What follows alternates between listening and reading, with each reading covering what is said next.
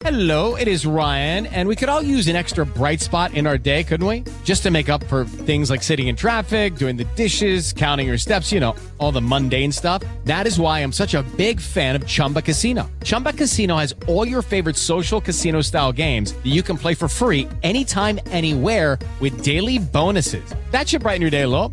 Actually, a lot. So sign up now at ChumbaCasino.com. That's ChumbaCasino.com. No purchase necessary. VGW Group. Void where prohibited by law. See terms and conditions. 18+.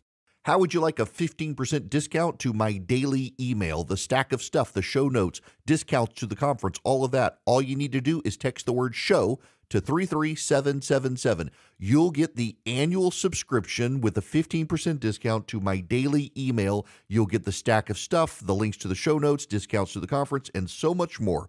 All you have to do is text the word show, SHOW, to 33777. Text show to 33777.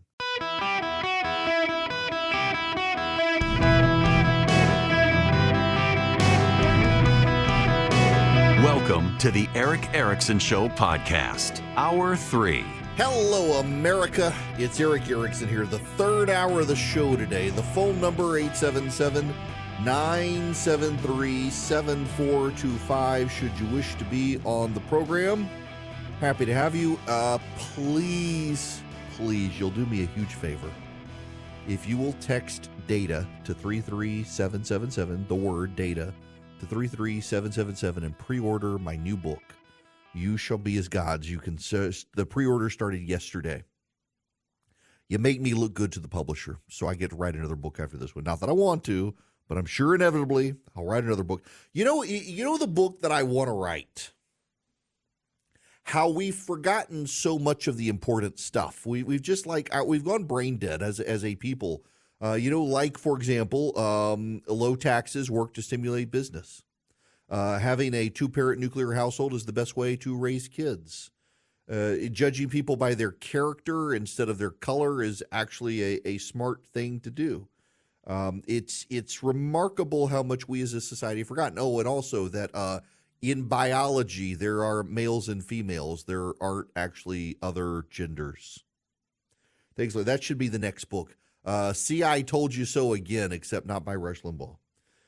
Anyway, I got to move on. Speaking of MLK, yeah, we'll talk about Hamas, but I think I'd rather talk about this because I find this bizarre.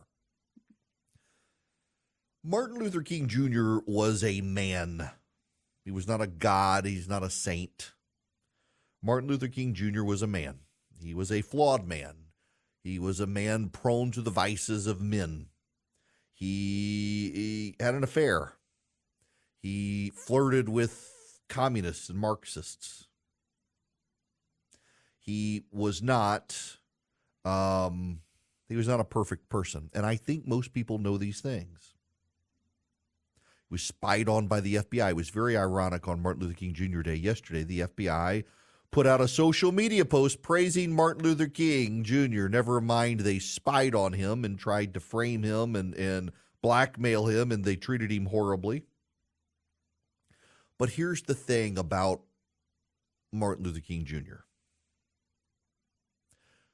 We have gone through this phase of people on the left vilifying the founders by their worst attributes. They were slave owners, or they had vices. They weren't great people. And we on our side, on the right, have said you shouldn't judge the men by that. They were complicated people. They were men. But look at what they did. They founded this great country. They pledged their lives, their fortunes, their sacred honor to found this country. And the left wants to vilify them all by one or two bad things they did. By a handful of bad things they did, pay no attention to the rest. I don't think our side should respond by doing that to a guy like Martin Luther King, particularly at a time right now where those on the left are turning against his legacy. It's remarkable, if you follow along with the dictates of the left these days, they're actually deeply critical of Martin Luther King Jr. because of his pacifism, his non-aggression. They're also condemnatory of Gandhi. Of all the people the left would turn against, I didn't have Gandhi on the card, but they are. You've actually got people on the left now who are like, he was a wimp for saying not to fight. He should have fought. He could have gotten ahead faster. That's their argument with Martin Luther King, is that had Martin Luther King turned to violence, Martin Luther King could have gotten what he wanted quicker. The New York Times this weekend did a profile of a man who wrote a book, How to Build a Pipe Bomb. The book does not actually give you directions for how to build a pipe bomb, but what the book does, what the man does, is he calls for violence. This man, because of global warming, believes that global warming activists need to become violent, that they will get their way, they will change people's minds, they will drive people to fear with violence. Now, the violence he's calling for is property violence, destruction of property. Remember, in the ideological, religious views of the left these days, violence against property is not violence because you have insurance. Violence is only violence if it's against people. And if it's against the right kind of people, that's not even violence, according to the left. I write about this stuff in my new book, You Shall Be As Gods. It's a religious orthodoxy of the left that violence against bad people, people you don't like, people who are heretics of left-wing orthodoxy, and violence against property is no longer violence. It's justifiable resistance. So the New York Times profiles this writer who's calling on the climate activists to become violent, that they need more property destruction. He says they need more violence against property. And let's be honest here. Let's be real honest. You had that Hollywood celebrity, Lil Nas, whoever, who dressed up mockingly like Jesus. He's now apologized. People felt it was blasphemous. He's apologized after doing it. He would never do that to Muhammad. You're not going to go draw a cartoon of Muhammad. They'll come cut your head off.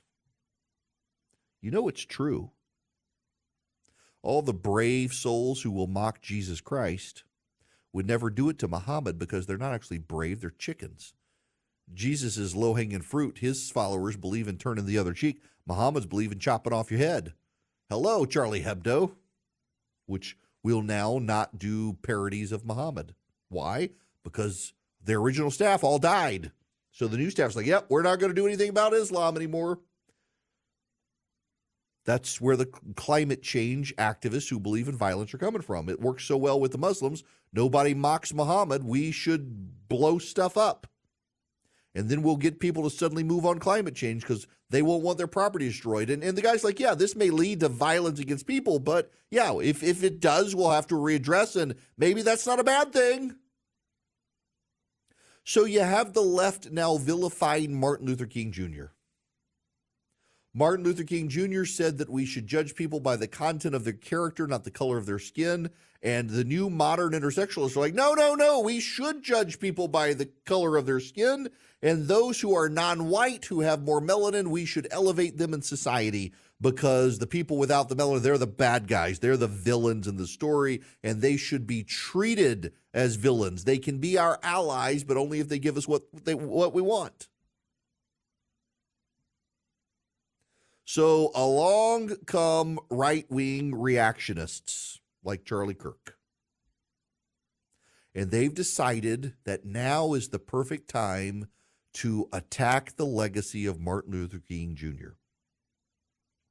And there are some boomers on the right who are like, yes, that guy was a communist adulterer. Why do we have a holiday for him?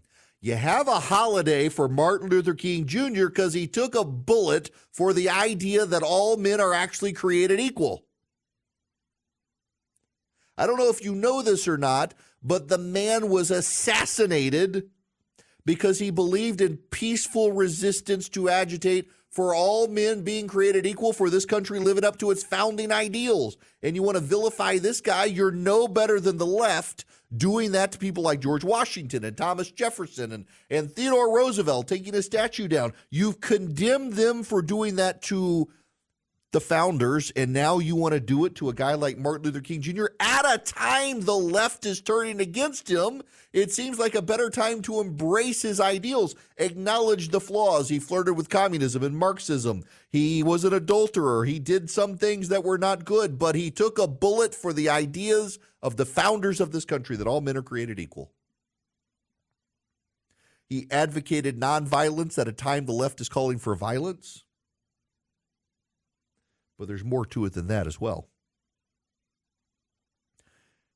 At a time that non-white Democrats are moving to the GOP, that's when you want to go to war on this issue?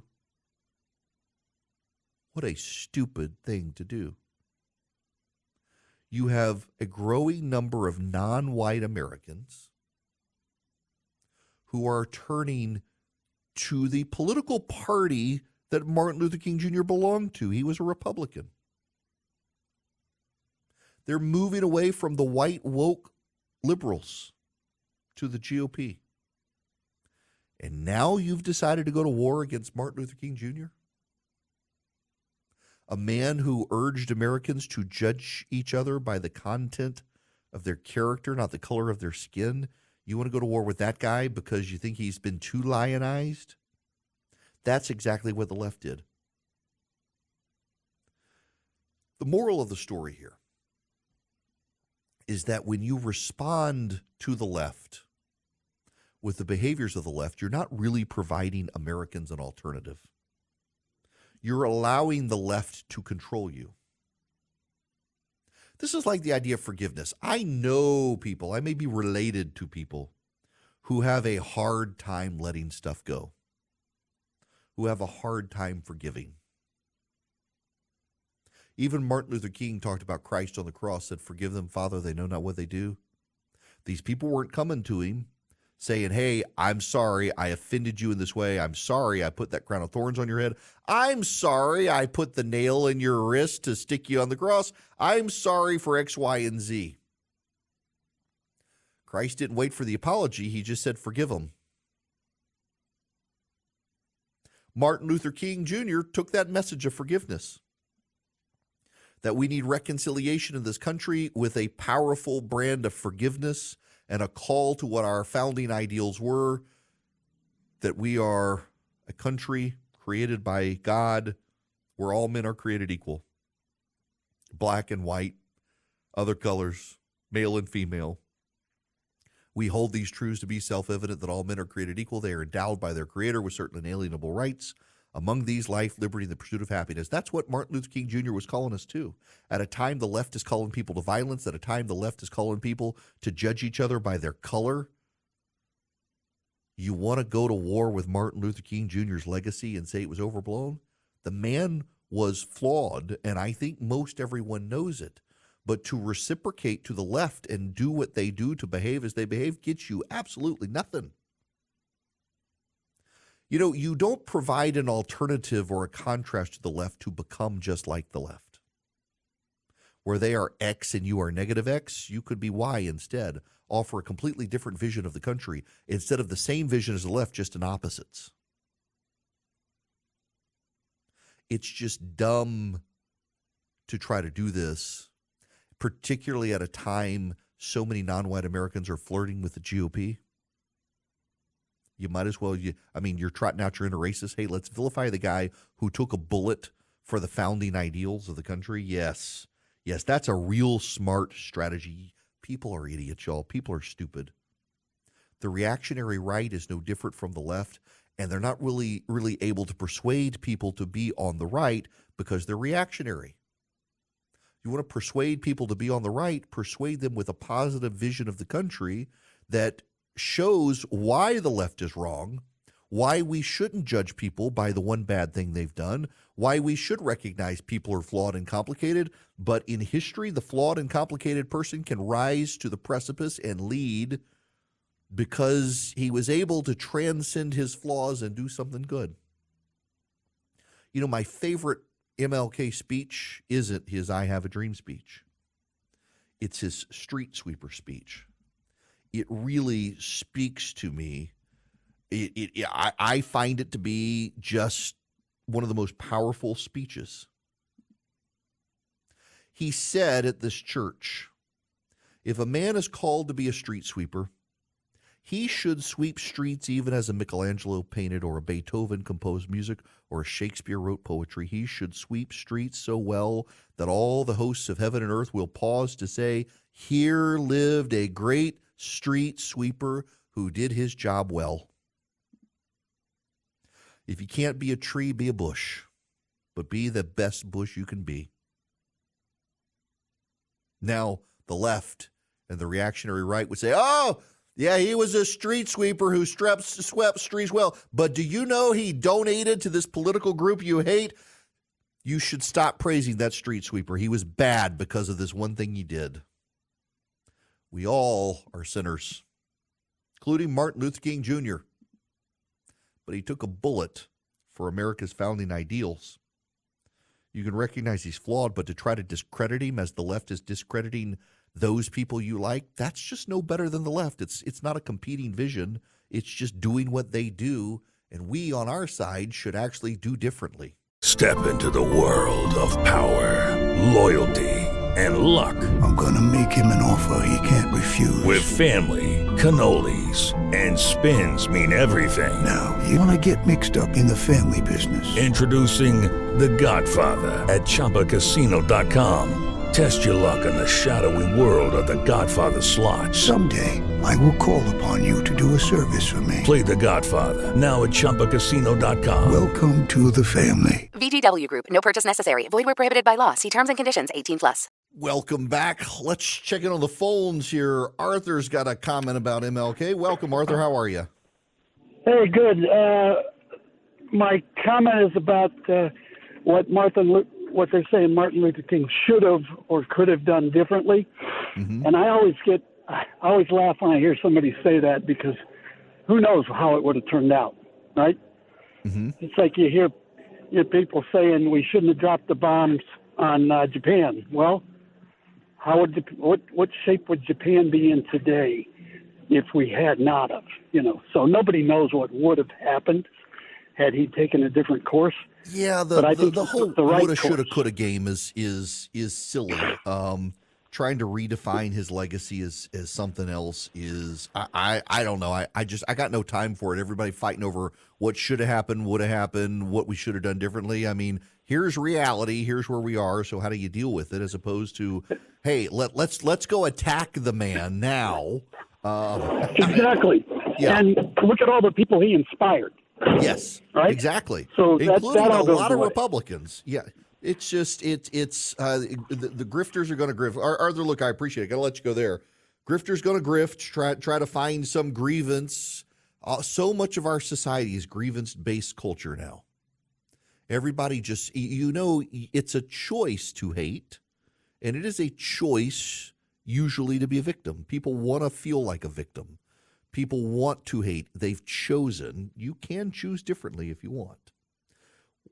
Americans for Prosperity is hoping people choose limited government and freedom. They're going around the country educating people on why it's a good thing for us if the federal government is smaller, if we deregulate for small businesses, to put small businesses at a competitive advantage, to deal with the big businesses around them that so often live and thrive on government subsidy. They want you on their team. They got over 4 million activists around the country. You can go sign up with Americans for Prosperity at americansforprosperity.org/Eric. americansforprosperity.org/ERICK.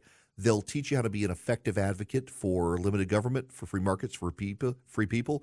They'll teach you how to be an effective advocate for common sense solutions that are conservative, like, for example, school choice. Huge advocates of school choice. They'll even teach you how to make persuasive cases to your neighbors who may raise concerns, or even to go to your state legislature and push for school choice.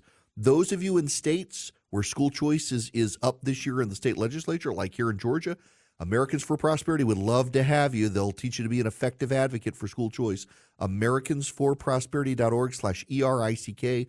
Go sign up with them today. Enhance your game as a conservative activist around the country with Americans for Prosperity. With the Lucky Land Slots, you can get lucky just about anywhere. This is your captain speaking. We've got clear runway and the weather's fine, but we're just going to circle up here a while and get lucky. No, nothing like that. It's just these cash prizes add up quick. So I suggest you sit back, keep your tray table upright, and start getting lucky. Play for free at LuckyLandSlots.com. Are you feeling lucky? No purchase necessary. Void where prohibited by law. 18 plus terms and conditions apply. See website for details. Welcome back. It is Eric Erickson here. The phone number 877-973-7425. Please text DATA to 33777. Pre-order my new book. Help me get a bestseller. Okay. Last week, I introduced you to Philip Singleton, who's running in the 3rd Congressional District in Georgia. You guys have been wanting me to highlight candidates who would be great for the cause and could win. Well, Philip's got several competitors. One of them is also a friend of mine who is in the state Senate, and his name is Mike Crane, another great conservative running for office. We are blessed to have great candidates. Mike, welcome to the show. How are you? Hey, Eric. Blessed to be on with you today. Thanks for having me on. Okay, so let me just start out with the usual question of why on earth do you want to go to Congress? Well, there's something in very short supply up there in D.C., Eric, and it's called integrity. And the only way I know to get some up there is to take it myself. So it's just you get called to do something, you can't shirk your responsibility, or you end up in the belly of a whale, if you know what I mean. Yeah, no kidding. You also had to you put up with a lot in the state Senate in Georgia. Oftentimes, I just felt like so often it was just a conservatives getting played in the state legislature, whether it's school choice and other stuff, and you had to put up with that for a while too. And so you've seen that side of things where the leadership makes all sorts of promises and never delivers. Mm-hmm. Yeah, well, that's not unusual. I mean, it's just what people don't actually get a chance to see it. And so in having that opportunity to serve in the Senate, yeah, we were on the front lines taking the darts and taking the arrows as we stood for just the principles all of us believe in. I mean, I'm still convinced, Eric, that most people are conservative at their core. They just have been told a lie, and they don't believe it. So they want integrity in their institutions, and they want a sense of security in their life, and they're not willing to trade their freedom for it, nor should they have to. And so I think that's our goal here with this campaign, is to make sure they have a good option when it comes to selecting their next congressperson from the 3rd District. So, let's talk about the 3rd for a minute. So for those outside of Georgia listening, or even inside of Georgia, this is the part of the state that you represented in the state Senate. It's you got Peachtree City in there around the Fayetteville area. It's been redistricted a little bit, but kind of north, central, south of Atlanta, south of I-20. I mean, when you look at that district itself, I mean, you got big issues out there, the national debt and spending and the border and stuff. But within the 3rd itself, what is kind of that issue that you're hearing about from people? Well, when you go anywhere in the district, and so I'm a general contractor, so I'm working and talking to people every day. Tracy and I, my lovely wife, are realtors together also, and so we're constantly talking to people, and they're talking about the major issues you just mentioned. It is border security. It is national security. It's personal financial security. People feel like they're really standing on some very untenable ground. It doesn't feel like it did in 2019. I mean, as I recall, it was as good an economy as I've seen in my lifetime. And then COVID came and shook those foundations. And then Biden came and seems intent on destroying them all. He sure does. People want to feel that sense of security that they should expect out of their institutions that are designed to protect those liberties that God's given us. I had forgotten you and your wife were in the real estate business. Do you see that, like, for example, there's this big suspicion in Texas that the people who come into Texas, they'll change the character of the state. And the data actually shows that the people coming are seeking refuge from a place like California, that they're oftentimes more conservative than the people who are coming. And what's the sort of people who are moving into the 3rd? Are they refuge seekers from liberalism, or escaping the crime in Atlanta, that sort of thing? Well, you've got one of the challenges for folks that are trying to move in this market right now is that the median priced house cannot be afforded by the median income person. You combine the way the prices of homes have gone up, and you factor in the Bidenomics and the impact on inflation, and you have unaffordable housing for just about everyone except cash buyers. But the folks we've run into that are our clients and that we interact with in the marketplace, conservatives are coming here. People that actually, they may not know it yet, but to my point, that's the goal of our campaign. We're gonna reintroduce people to their own conservatism, whether they know it or not.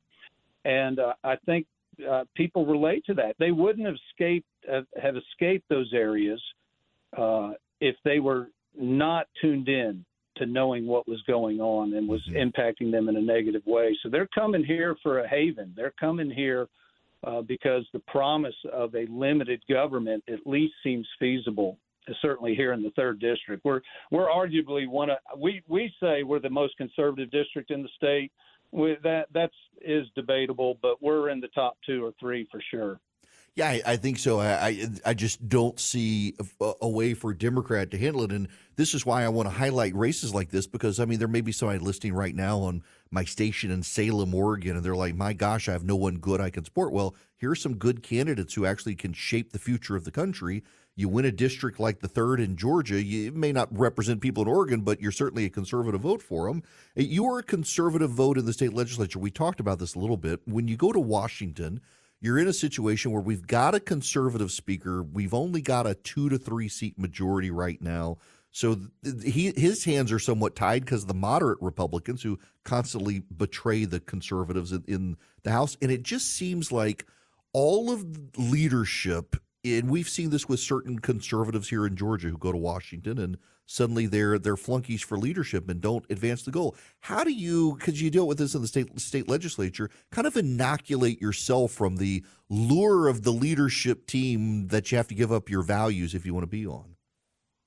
Yeah, I think Thomas Massey, I'm the congressman from Kentucky. You're familiar with him. Mm-hmm. He's pretty well inoculated against whatever they're throwing at him up there. And we both have come to the conclusion, and when I've talked to him in the past, it's something you have to be resistant to long before you ever enter into these arenas. You don't get to acquire an immunity once you get there. And so whatever it is, I'll just give the credit to God and whatever he's put in me. I think he might have done it in 5th grade down in Fairview, Tennessee, when I saw a young lady getting bullied in class by the teacher nonetheless. I made the brave and heroic pronouncement when I stood up and told the teacher to leave her alone. I spent the rest of the day in the corner.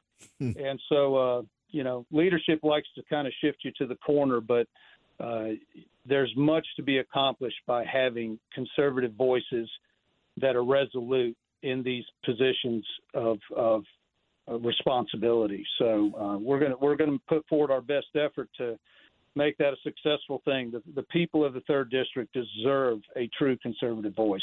You mentioned Thomas Massey. I have so much respect for a guy like that who gets the slings and arrows from both sides just because he's got convictions that don't necessarily march to the beat of the standard member of Congress, but he stands up for him and for limited government and willing to take on his own side. I sometimes get so frustrated.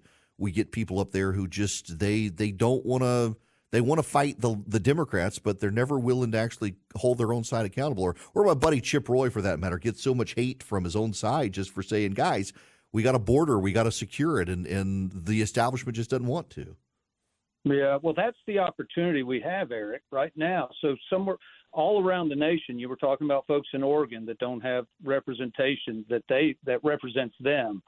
There's parts of the nation all over the place. Folks are frustrated that way, but there's at least, last time I checked, there's 33 incumbents in Congress that are leaving.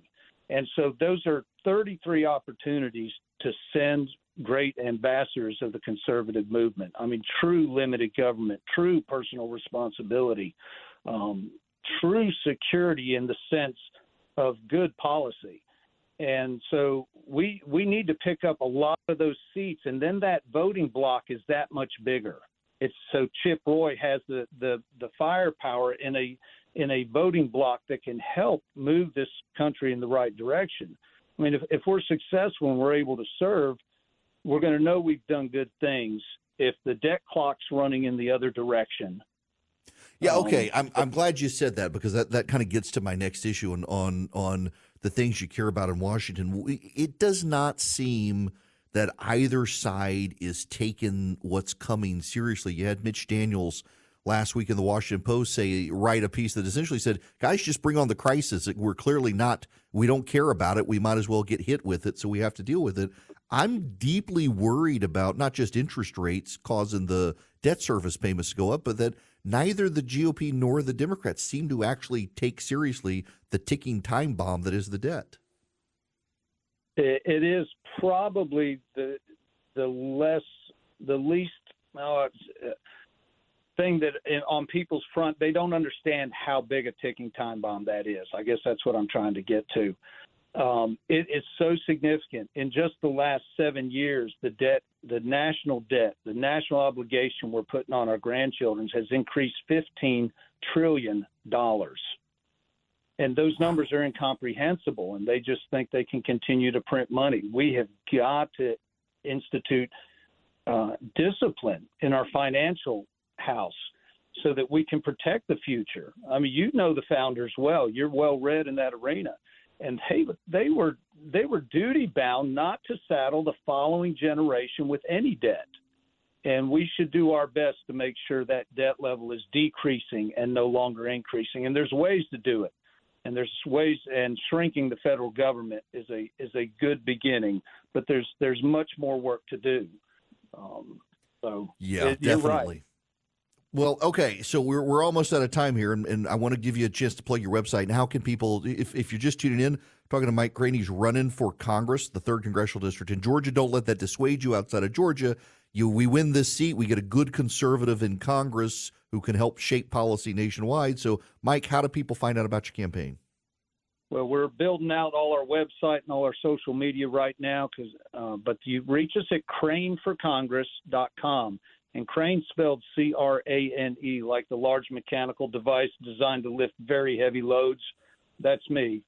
Or if you prefer the bird version, there's one of those with long, skinny legs. I've been accused of that too. So craneforcongress.com. By the way, I should tell you, my oldest is listening to us right now, and she says, you tell him that he needs to pass a law that the government has to take Dave Ramsey's program. There's so much good material out there we should teach. Yeah, right? there really You do is. it every day. So keep up the good work, Eric. We really appreciate it's a pleasure talking to you. Best of luck to you.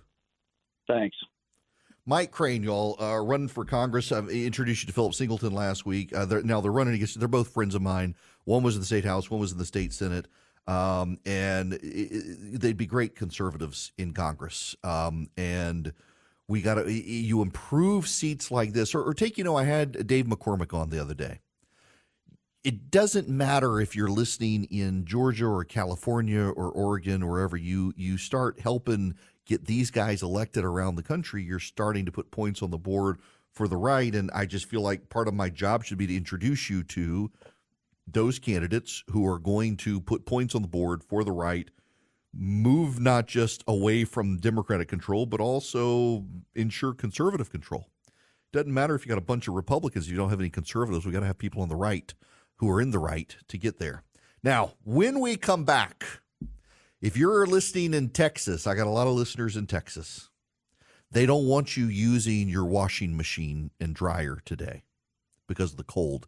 Is that not insane? How did we, the greatest country on the planet, suddenly have a third world power grid? Step into the world of power, loyalty, and luck. I'm going to make him an offer he can't refuse. With family, cannolis, and spins mean everything. Now, you want to get mixed up in the family business. Introducing The Godfather at ChumbaCasino.com. Test your luck in the shadowy world of The Godfather slot. Someday, I will call upon you to do a service for me. Play The Godfather, now at ChumbaCasino.com. Welcome to the family. VGW Group. No purchase necessary. Void where prohibited by law. See terms and conditions. 18+. Hello there. Welcome. It's Eric Erickson here. We got to talk about Texas for just a minute. Everyone, as Texas goes, so does so much of the rest of the nation.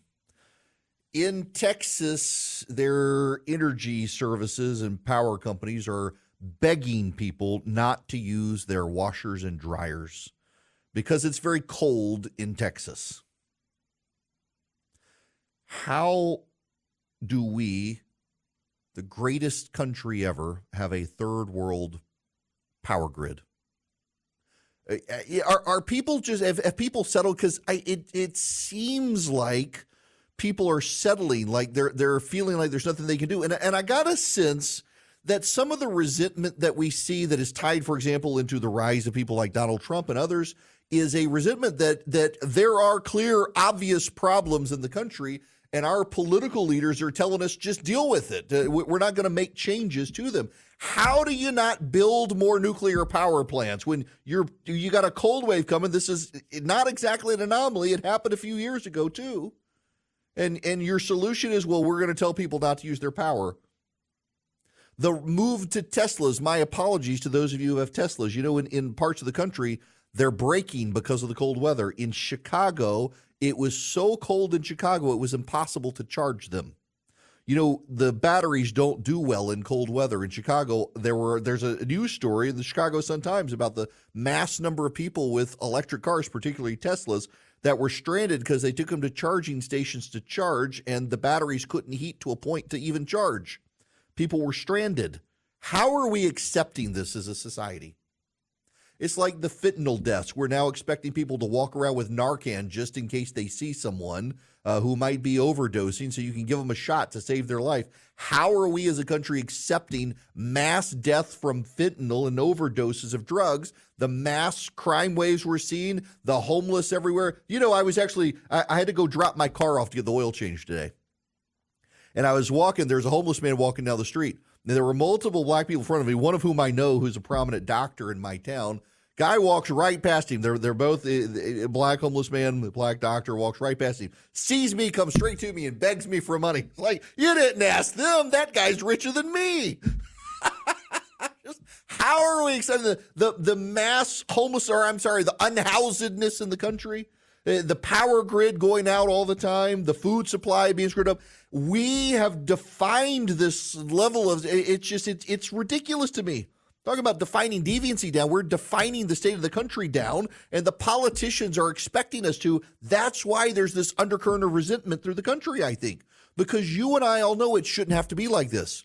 We shouldn't be forced into cars that cannot charge when it's too cold. We should not be forced to not wash our clothes because we don't have enough supply in the power grid. That's not our problem. We put these people in charge of it, and they failed, and now they're putting it back on us. You're the idiots we elected.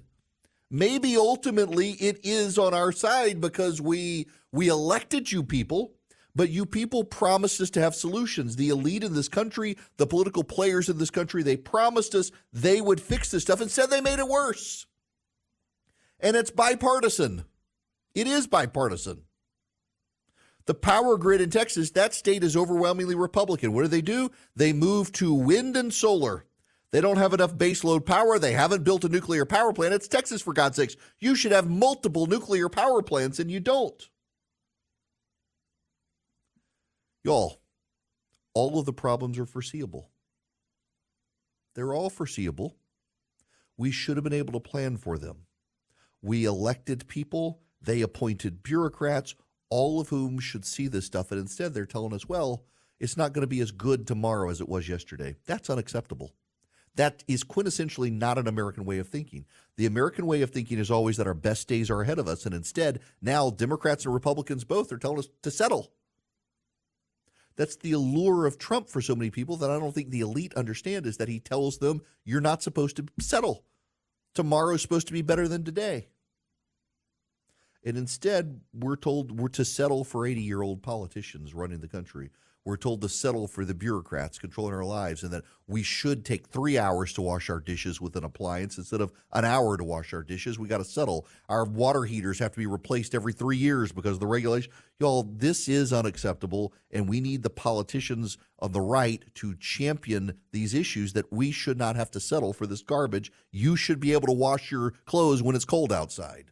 Hey guys, it is Ryan. I'm not sure if you know this about me, but I'm a bit of a fun fanatic when I can. I like to work, but I like fun too. It's a thing. And now the truth is out there. I can tell you about my favorite place to have fun. Chumba Casino. They have hundreds of social casino style games to choose from, with new games released each week. You can play for free anytime, anywhere. And each day brings a new chance to collect daily bonuses. So join me in the fun. Sign up now at ChumbaCasino.com. No purchase necessary. VGW Group. Void where prohibited by law. See terms and conditions. 18+.